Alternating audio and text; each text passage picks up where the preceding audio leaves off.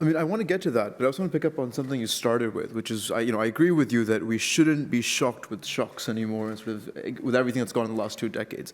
I also, at the same time, think that we are in a truly unprecedented moment. The reason I think that is if you look at the world geopolitically, the moment that we stand is probably the most sort of geopolitically volatile moment in the last 2 or 3 decades.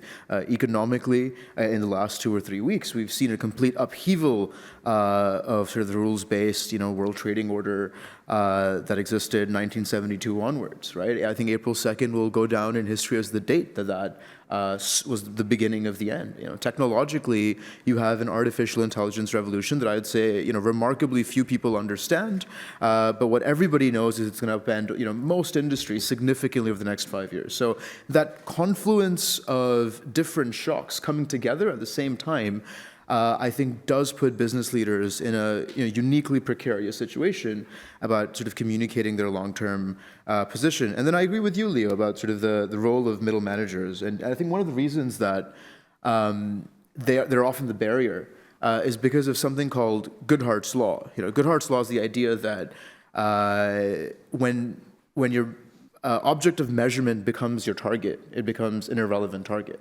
right? So there's this, old joke in the old Soviet Union. You had a nail factory.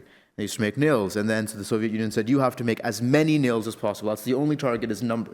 So they started making these ridiculously small nails that nobody could use. And they said, well, this is a problem. So you've got to make nails. We're gonna measure you by weight. So they started making ridiculously large nails that nobody could use. Right? That's sort of the same problem with middle managers, right? Their incentives are misaligned because they're often measured on the sort of measurement criteria that they're given incredibly narrowly that over time get misaligned with the actual targets that CEOs have. And so I think making sure that you have a long-term vision and strategy, but that actually filters down into actionable, measurable things that are constantly reiterated or constantly checked. Is it still representative of the view that we have sort of in the company? And then the last thing I'll say is, I think companies need a bias towards action in a fraught environment like this. What does that actually mean, right, beyond a sort of a thought leadership statement?